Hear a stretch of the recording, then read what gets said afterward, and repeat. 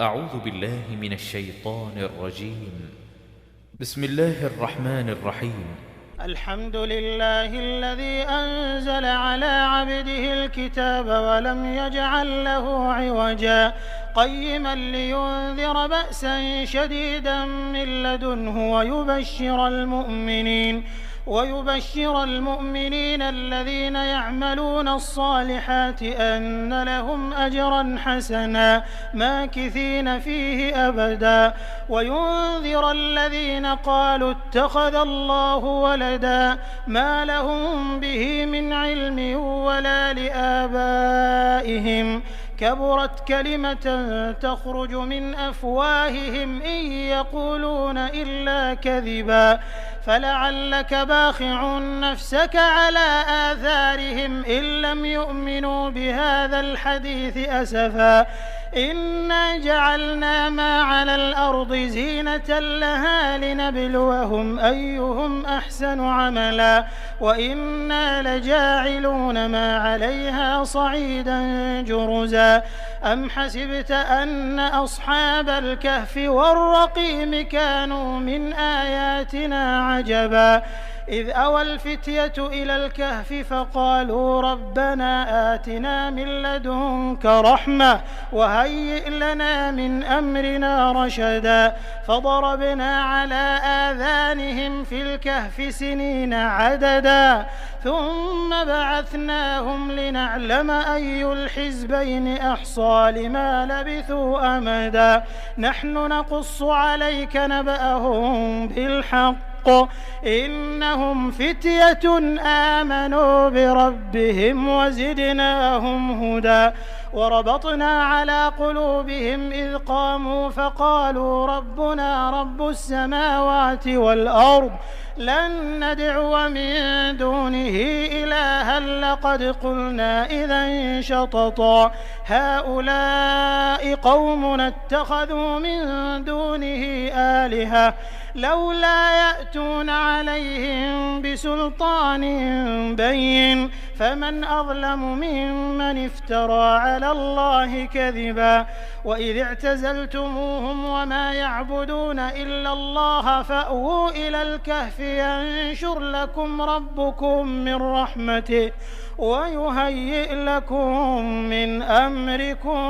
مرفقا وترى الشمس إذا طلعت تزاور عن كهفهم ذات اليمين وإذا غربت تقرضهم ذات الشمال وهم في فجوة منه ذلك من آيات الله من يهد الله فهو المهتد ومن يضلل فلن تجد له وليا مرشدا وتحسبهم أيقاظا وهم رقود ونقلبهم ذات اليمين وذات الشمال وكلبهم باسط ذراعيه بالوصيد لو اطلعت عليهم لوليت منهم فرارا ولملئت منهم رعبا وكذلك بعثناهم ليتساءلوا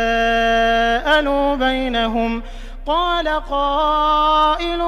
منهم كم لبثتم قالوا لبثنا يوما أو بعض يوم قالوا ربكم أعلم بما لبثتم فابعثوا أحدكم بورقكم هذه إلى المدينة فلينظر أيها أزكى طعاما فليأتكم برزق منه وليتلطف ولا يشعرن بكم أحدا إنهم إن يظهروا عليكم يرجموكم أو يعيدوكم في ملتهم ولن تفلحوا إذا أبدا وكذلك أعثرنا عليهم ليعلموا أن وعد الله حق وأن الساعة لا ريب فيها إذ يتنازعون بينهم أمرهم فقالوا ابنوا عليهم بنيانا ربهم أعلم بهم قال الذين غلبوا على أمرهم لنتخذن عليهم مسجدا سيقولون 3 رابعهم كلبهم ويقولون 5 سادسهم كلبهم رجما بالغيب ويقولون 7 وثامنهم كلبهم قل ربي أعلم بعدتهم ما يعلمهم إلا قليل فلا تمار فيهم إلا مراء ظاهرا ولا تستفت فيهم منهم أحدا ولا تقولن لشيء إني فاعل ذلك غدا إلا أن يشاء الله واذكر ربك إذا نسيت وقل عسى أن يهديني ربي لأقرب من هذا رشدا ولبثوا في كهفهم 300 سنين وازدادوا 9 قل الله أعلم بما لبثوا له غيب السماوات والأرض أبصر به وأسمع ما لهم من دونه من ولي ولا يشرك في حكمه أحدا واتل ما أوحي إليك من كتاب ربك لا مبدل لكلماته ولن تجد من دونه ملتحدا واصبر نفسك مع الذين يدعون ربهم بالغداة والعشي يريدون وجهه ولا تعد عيناك عنهم تريد زينة الحياة الدنيا ولا تطع من أغفلنا قلبه عن ذكرنا واتبع هواه وكان أمره فرطا وقل الحق من ربكم فمن شاء فليؤمن ومن شاء فليكفر إنا أعتدنا للظالمين نارا أحاط بهم سرادقها وإن يستغيثوا يغاثوا بماء كالمهل يشوي الوجوه بئس الشراب وساءت مرتفقا إن الذين آمنوا وعملوا الصالحات إنا لا نضيع أجر من أحسن عملا أولئك لهم جنات عدن تجري من تحتهم الأنهار يحلون فيها من أساور من ذهب ويلبسون ثيابا خضرا من سندس واستبرق متكئين فيها على الأرائك نعم الثواب وحسنت مرتفقا واضرب لهم مثل الرجلين جعلنا لأحدهما جنتين من أعناب وحففناهما بنخل وجعلنا بينهما زرعا كلتا الجنتين آتت أكلها ولم تظلم منه شيئا وفجرنا خلالهما نهرا وكان له ثمر فقال لصاحبه وهو يحاوره أنا أكثر منك مالا وأعز نفرا ودخل جنته وهو ظالم لنفسه قال ما أظن أن تبيد هذه أبدا وما أظن الساعة قائمة ولئن رددت إلى ربي لأجدن خيرا منها منقلبا قال له صاحبه وهو يحاوره أكفرت بالذي خلقك من تراب ثم من نطفة ثم سواك رجلا لكن هو الله ربي ولا أشرك بربي أحدا ولولا إذ دخلت جنتك قلت ما شاء الله لا قوة إلا بالله إن ترني أنا أقل منك مالا وولدا فعسى ربي أن يؤتيني خيرا من جنتك ويرسل عليها حسبانا من السماء فتصبح صعيدا زلقا أو يصبح ماؤها غورا فلن تستطيع له طلبا وأحيط بثمره فأصبح يقلب كفيه على ما أنفق فيها وهي خاوية على عروشها ويقول يا ليتني لم أشرك بربي أحدا ولم تكن له فئة ينصرونه من دون الله وما كان منتصرا هنالك الولاية لله الحق هو خير ثوابا وخير عقبا واضرب لهم مثل الحياة الدنيا كماء إن أنزلناه من السماء فاختلط به نبات الأرض فأصبح هشيما تذروه الرياح وكان الله على كل شيء مقتدرا المال والبنون زينة الحياة الدنيا والباقيات الصالحات خير عند ربك ثوابا وخير أملا ويوم نسير الجبال وترى الأرض بارزة وحشرناهم فلم نغادر منهم أحدا وعرضوا على ربك صفا لقد جئتمونا كما خلقناكم أول مرة بل زعمتم أن لن نجعل لكم موعدا ووضع الكتاب فترى المجرمين مشفقين مما فيه ويقولون يا ويلتنا ما لهذا الكتاب لا يغادر صغيرة ولا كبيرة إلا أحصاها ووجدوا ما عملوا حاضرا ولا يظلم ربك أحدا وإذ قلنا للملائكة اسجدوا لآدم فسجدوا إلا إبليس كان من الجن ففسق عن أمر ربه أفتتخذونه وذريته أولياء من دوني وهم لكم عدو بئس للظالمين بدلا ما أشهدتهم خلق السماوات والأرض ولا خلق أنفسهم وما كنت متخذ المضلين عضدا ويوم يقول نادوا شركائي الذين زعمتم فدعوهم فلم يستجيبوا لهم وجعلنا بينهم موبقا ورأى المجرمون النار فظنوا أنهم مواقعوها ولم يجدوا عنها مصرفا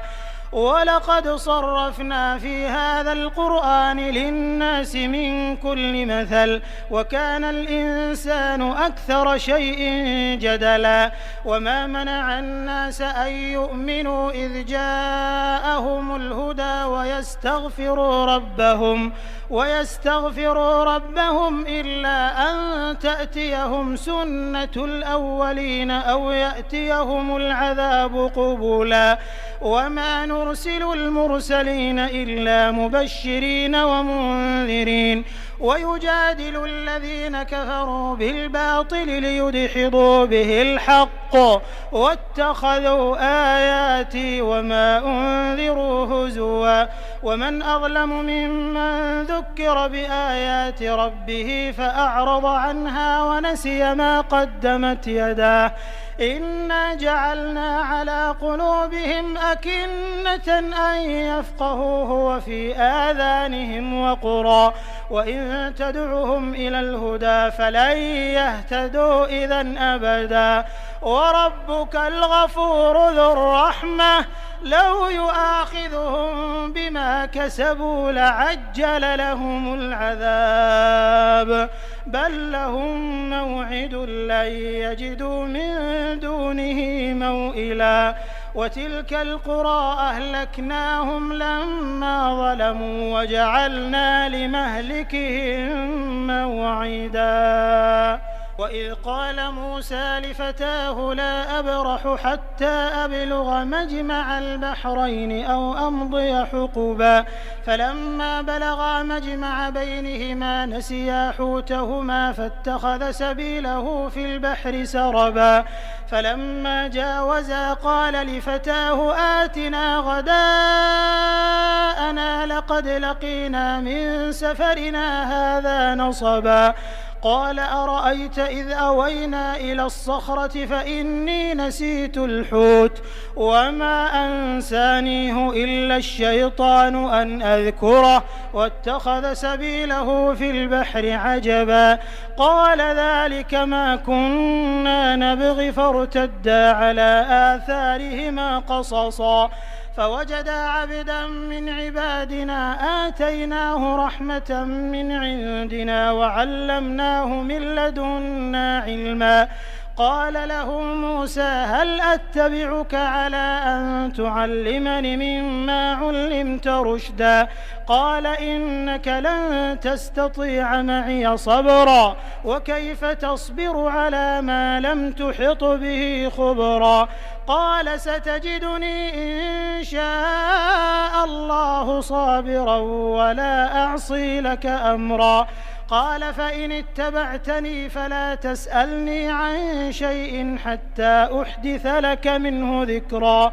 فانطلقا حتى إذا ركبا في السفينة خرقها قال أخرقتها لتغرق أهلها لقد جئت شيئا إمرا قال ألم أقل إنك لن تستطيع معي صبرا قال لا تؤاخذني بما نسيت ولا ترهقني من أمري عسرا فانطلقا حتى إذا لقيا غلاما فقتله قال أقتلت نفسا زكية بغير نفس لقد جئت شيئا نكرا قال ألم أقل لك إنك لن تستطيع معي صبرا قال إن سألتك عن شيء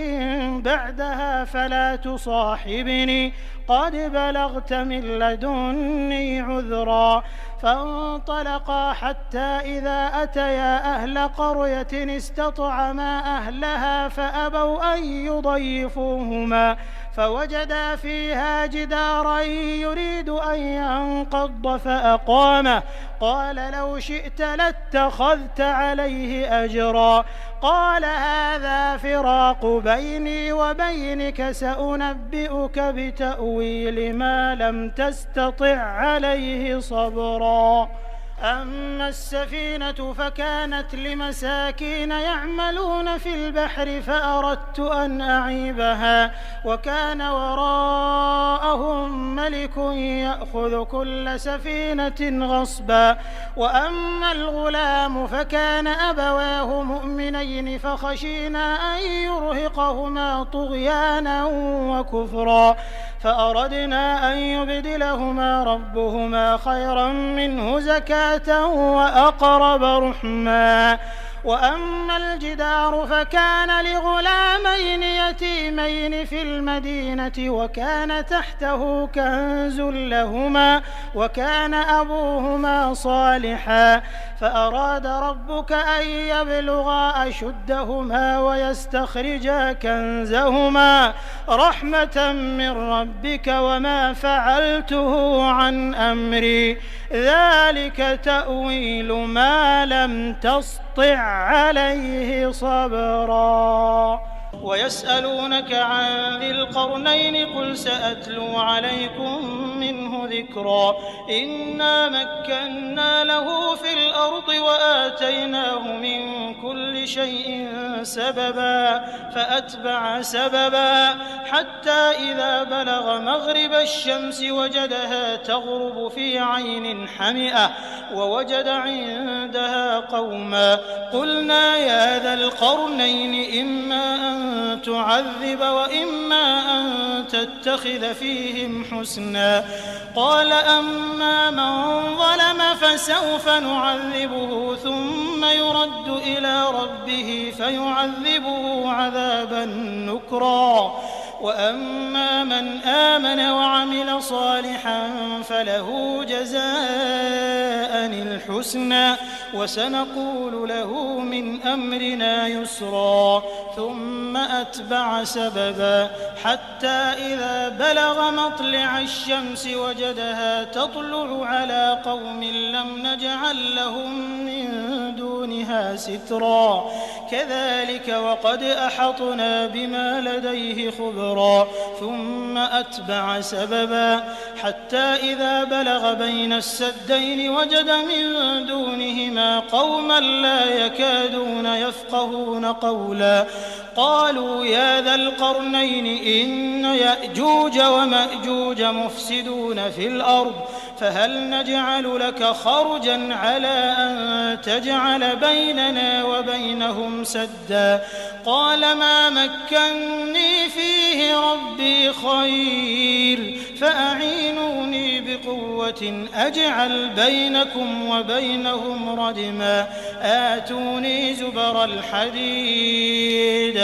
حتى إذا ساوى بين الصدفين قال انفخوا حتى إذا جعله نارا قال آتوني أفرغ عليه قطرا فما استطاعوا أن يظهروه وما استطاعوا له نقبا قال هذا رحمة من ربي فإذا جاء وعد ربي جعله دكاء وكان وعد ربي حقا وتركنا بعضهم يومئذ يموج في بعض ونفخ في الصور فجمعناهم جمعا وعرضنا جهنم يومئذ للكافرين عرضا الذين كانت أعينهم في غطاء عن ذكري وكانوا لا يستطيعون سمعا أفحسب الذين كفروا أن يتخذوا عبادي من دوني أولياء إنا أعتدنا جهنم للكافرين نزلا قل هل ننبئكم بالأخسرين أعمالا الذين ضل سعيهم في الحياة الدنيا وهم يحسبون أنهم يحسنون صنعا أولئك الذين كفروا بآيات ربهم ولقائه فحبطت أعمالهم فلا نقيم لهم يوم القيامة وزنا ذلك جزاؤهم جهنم بما كفروا واتخذوا آياتي ورسلي هزوا إن الذين آمنوا وعملوا الصالحات كانت لهم جنات الفردوس نزلا خالدين فيها لا يبغون عنها حولا قل لو كان البحر مدادا لكلمات ربي لنفد البحر قبل أن تنفد كلمات ربي ولو جئنا بمثله مددا قل إنما أنا بشر مثلكم يوحى إلي أنما إلهكم إله واحد فمن كان يرجو لقاء ربه فليعمل عملا صالحا ولا يشرك بعبادة ربه أحدا.